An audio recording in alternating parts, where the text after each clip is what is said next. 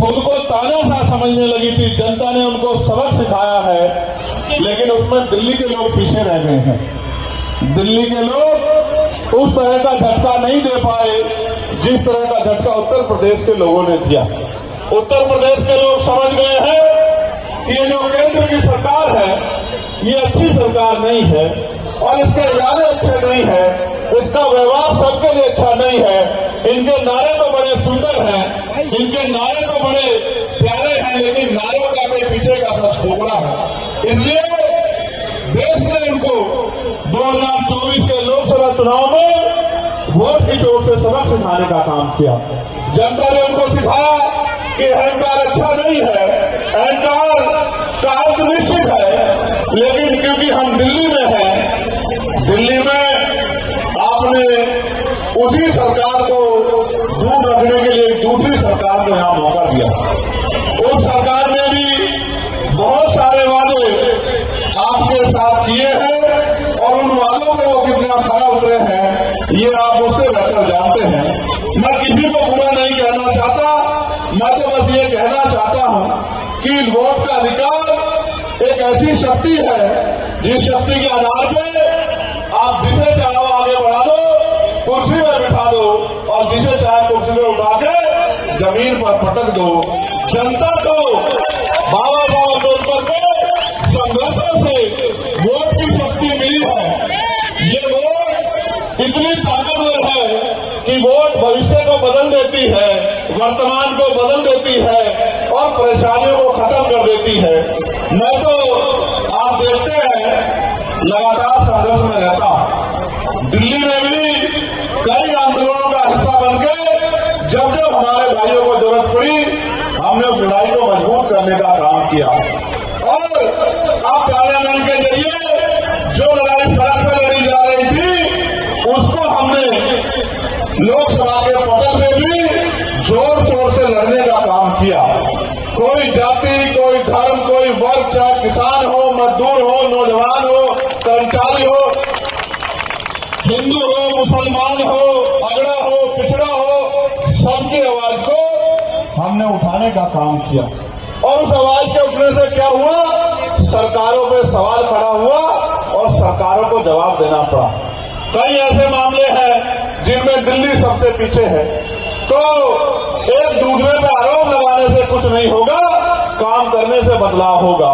मैं बस आपको ये कहना चाहता हूं, ये वोट का अधिकार इतना शक्तिशाली है, जिनके घरों के दरवाजे भी आपके लिए बंद हैं, वो भी आपकी गलियों में आते हैं, आके आपके बराबर में बैठते हैं, आपसे हाथ मिलाते हैं, आपका हाथ पकड़ते हैं, झूठे सच्चे वादे करते हैं, आपको विश्वास दिलाने की कोशिश करते हैं कि वो आपके हितैषी हैं। और चुनाव के बाद 5 साल तक आप उन्हें ढूंढते रहते हो, उनके वादों को ढूंढते रहते हो, तो फिर उस वादों का भी नहीं होता और नेताजी का भी कहीं अता पता नहीं होता।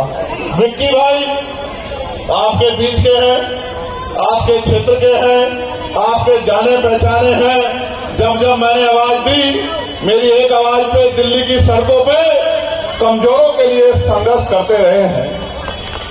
इस संघर्ष में आज इतनी पहचान उनकी बना दी है कि आप सब लोग उनको आशीर्वाद देने और उनको आगे बढ़ाने के लिए यहाँ पहुंचे हैं। मैं भाई आसिफ का भी और हमारे दूसरे साथी धर्म प्रकाश जी का भी, जो भारतीय जनता पार्टी और आम आदमी पार्टी को छोड़कर जिन्होंने आज भाई विक्की जी के हाथों को मजबूत करने का विश्वास यहाँ इस मंच से दिलाया है, मैं उनको भी कहना चाहता हूँ कि आपने अच्छा किया। जिन दलों से अपने लोगों का भला नहीं हो सकता, उन दलों में रहकर भी कुछ नहीं होगा। मैंने कई ऐसे मामले देखे हैं कि सरकार का रुख हमारी तरफ कुछ और रहता है और अपने चहितों की तरफ कुछ और रहता है। आपकी समस्या का हल नहीं हुआ, आपकी समस्या जो कि तू है। और एक तो बीजेपी ने और आम आदमी पार्टी ने मिलजुल के एक ऐसा खेल खेला है कि वो कहते थे कि कच्ची झुग्गियों को हम लोग पक्का कर देंगे। चुनाव के आते ही तो वो उनको याद आती है, क्योंकि उनमें गरीब, दलित, पिछड़े, मुसलमान, किसान, मजदूर तबके के लोग रहते हैं, लेकिन चुनाव के बाद 4.5 साल उनको उनकी याद नहीं आती। ये वो लोग हैं जो गांव से निकलकर यहाँ शहर में आए, मेहनत मजदूरी करने लगे, किसी दुकान पर काम करने लगे, ठेली लगाने लगे, रिक्शा चलाने लगे, छोटे मोटे खोखे खोल के अपने बच्चों का पेट पालने लगे और किसी तरह से सरकारी जमीन पर या सरकार के द्वारा जो जमीन जनता के लिए समर्पित की गई थी उस जमीन पर बस गए। आज खतरा ये होता है उन जमीनों को खाली कराया जा रहा है। रोज नए नए ऑर्डर आते हैं और वो ऑर्डर आते ही हमारे लोग घबरा जाते हैं कि पता नहीं कल कौन सी बस्ती में बुलडोजर चलेगा। और जब ये बुलडोजर चलता है, जब ये जुल्म होता है, तो इधर वाले सत्ता पक्ष वाले भी बैठ के तमाशा देखते हैं और विपक्ष वाले भी बैठ के तमाशा देखते हैं। ऐसे में दिल्ली को ऐसे लोगों की जरूरत है जो दिल्ली की लड़ाई को लड़ सके, जो दिल्ली की आवाज बन सके, जो गरीबों के सामने खड़े हो सके, जो गरीबों की लड़ाई को मजबूत कर सके। और मैं मानता हूं कि आज त्रिलोकपुरी में मुझे कहने में कोई परहेज नहीं है कि मेरे छोटे भाई विक्की पाठा एक सिपाही बनकर इस क्षेत्र की सेवा करने का काम कर रहे हैं, इस क्षेत्र की लड़ाई को मजबूत करने का काम कर रहे हैं। हालांकि ये रिजर्व सीट है, आपको शेड्यूल कास्ट के व्यक्ति को मौका देना है। शेड्यूल कास्ट में भी जब आप वोट डालने जाओगे तो आपको ये भी निश्चित करना है जिसको आप वोट दे रहे हो वो चुनाव के बाद आपको मिल जाएगा नहीं मिल जाएगा। चुनाव के बाद आप उसका हाथ पकड़ पाओगे नहीं पकड़ पाओगे। चुनाव के बाद जिस नियत से आपने वोट दिया है क्या वो उस नियत पे काम करेगा नहीं करेगा। वोट देते हुए तो अलग बात होती है, जब वोट मांगने लोग आते हैं और वोट लेने के बाद अलग बात होती है। आप जानते हैं जब मैं नगीना में चुनाव लड़ रहा था तो बड़ी बड़ी पार्टियां कहती थी कि अकेला नौजवान क्या करेगा। और आज आप देखिए दिल्ली के सारा रंग एक जैसा हो गया है। जिस नारे को मैं जाके लगाया करता था जय भीम, आज उस नारे को सारी पार्टियां दिल्ली में लगा रही है। ये रंग अगर बदलने का काम हुआ है, ये नीले पट्टे वालों ने इस रंग को बदलने का काम किया है। आप सोचिए जब मैं अकेला आपकी इतनी मजबूत आवाज बन के दिल्ली में खड़े होकर संसद के पटल पे आपके ऊपर होने वाले जुल्म को रोकने के लिए और अपनी तरक्की के लिए सरकार से सवाल पूछता हूं तो सरकार के लोग मुझे रोकने की कोशिश करते हैं। वो ये नहीं जानते कि मैं जो लड़ाई लड़ रहा हूं वो लड़ाई तो सरकार को लड़नी चाहिए क्योंकि उनके पास कुर्सी है। वो कुर्सी मेरे पास नहीं है। अगर वो कुर्सी मेरे पास होती तो लड़ाई नहीं होती क्योंकि फिर तो काम करने की बात आती। ये सरकार बोलती कुछ है केंद्र की और करती कुछ है। और स्टेट की सरकार का हाल आपने ही देखा है। मुझे कोई कहने में परहेज नहीं है कोई बचा होगा जो जेल नहीं गया और जो बच गया है उसका नहीं पता कि अगली बार रहेगा जेल जाएगा। ऐसे में ये जिनके पैर फंसे हुए हैं, हमारे यहाँ कहा जाता है जो खुद शिकंजे में फंसा हुआ है वो किसी की क्या मदद करेगा। ऐसे में आपको ऐसे व्यक्ति को मौका देना चाहिए जो इस शिकंजे से जेल मुकदमे से डरता ना हो। और आप जानते हो भीम आर्मी आजाद समाज पार्टी के लोग ना जेल से डरते ना मुकदमे से, ना लाठी से ना गोली से। जिसके साथ खड़े हैं उसके साथ खड़े हैं और जिसके खिलाफ खड़े हैं उसके खिलाफ खड़े हैं। ऐसे में मैं मानता हूं आपने सबको मौका दिया है, आपने सबको ताकत दी है। अपनी लड़ाई लड़ने के लिए आपने सबकी तरफ देखा है और सबने आपकी वोट को लेकर आपको ठुकराने का काम किया है। मेरे आज भी याद है एनआरसी का आंदोलन चल रहा था, केजरीवाल जी से पूछा मीडिया के लोगों ने कि शाहीनबाग में यहाँ ये सड़क जाम है, आप इस पे क्या कहना चाहते हो। मेरे आज भी याद है केजरीवाल जी ने कहा दिल्ली पुलिस मोदी जी के पास है, इनको हटा क्यों नहीं देते, इनको लाठी क्यों नहीं मार देते। मेरे आज भी याद है, मैं भूला नहीं, मैंने सब अपनी आंखों से देखा। मैं अकेला व्यक्ति था जो एनआरसी में जेल गया जिसने लाठियां खाई। यही जमा मस्जिद से मुझे पकड़ के जेल में भेजने का काम किया और मेरे ऊपर आरोप लगाया कि मैंने भड़काऊ बात कही। और कोर्ट में जब पूछा गया क्या भड़काऊ बात थी तो कहिए हमें पता नहीं है। ये सत्ता के आगे घुटने टेके हुए लोग आपकी लड़ाई नहीं लड़ सकते।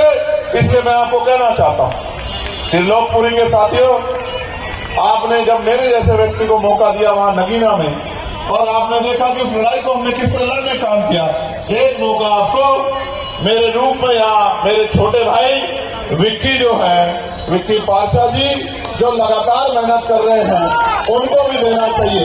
और मैं ये लिख के देता हूं, मैं ये नहीं कहता कि 69 पे आप क्या करोगे, लेकिन जब मैं त्रिलोकपुरी में खड़ा हूं तो मैं कह सकता हूं कि आपके 69 एमएलए और आजाद समाज पार्टी का एक एमएलए अगर आप देख लेना, सबसे मजबूती से नीला पट्टा पहन के आपके आवाज उठाता नहीं मिला, तब आप मुझे कहना।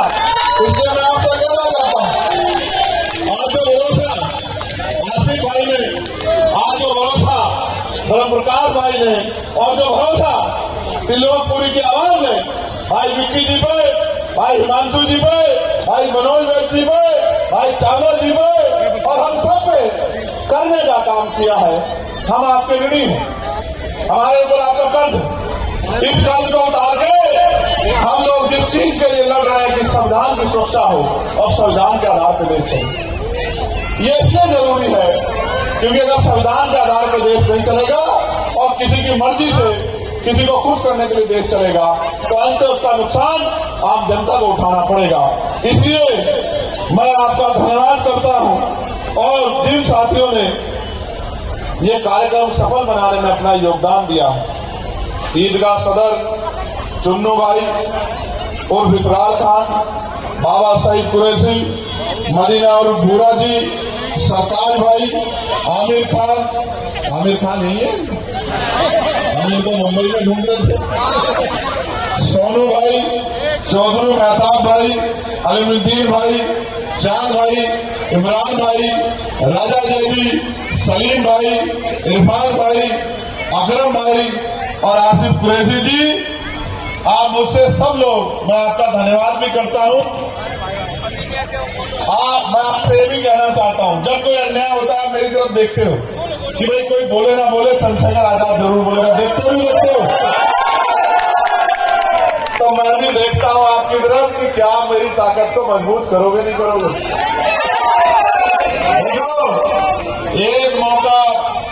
एक मौका चंद्रशेखर आजाद को यहाँ की इसमें त्रिलोकपुरी में दे के देखो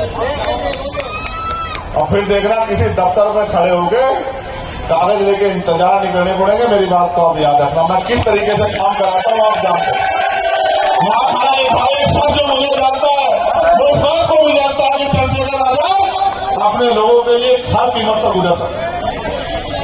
तो मैं आपसे बस ये कहना चाहता हूँ, मैं यहाँ की टीम का भी धन्यवाद दूंगा, एक साथी का मेरी कमर दर्द करने लगी, इतना आज आपने मुझे चढ़ाया, कभी इधर कभी स्वागत, कभी फूल फेंके। मैं आपका धन्यवाद करता हूं, लेकिन ऐसा धन्यवाद मैं आपका तभी करूंगा, जब आप भाई विक्की जी के हाथ मजबूत करने का काम करोगे। मेरे जाने के बाद बड़े बड़े नेता यहाँ आएंगे, बड़ी लंबी चौड़ी बातें करेंगे।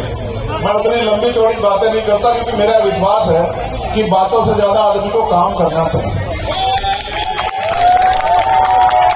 एक अगर देखना चाहते हो ना तो ये पता करना कि जितने लोकसभा सदस्य किसने सबसे ज्यादा काम अपने लोकसभा क्षेत्र में कराया। आप आज चैलेंज करके कह रहा हूं, हेलो, आप पता करा के देखना मेरे मुकाबले का काम इन 7 महीनों में पूरे देश के अंदर कोई भी एमपी नहीं करा पाया। आप पता करवा के देखिएगा, मैं झूठ नहीं कहूंगा क्योंकि सब ऑनलाइन रिकॉर्ड में है। इतना इन्होंने जाने का काम किया है, इतना मैंने लोगों के जो खराब सड़कें थी, जहां बिजली की समस्या थी, जहां और पानी की समस्या थी, जहां और कोई समस्या थी, उन सबको इतना इन्होंने जाने काम किया, इतना मैंने उनको, क्योंकि मेरे पे गांव में डाटा, मैंने उनको ठीक कराने का काम कर दिया। ये शक्ति आपने मुझे दी है, मैं आपका धन्यवाद करता हूं कि आपने मुझे मौका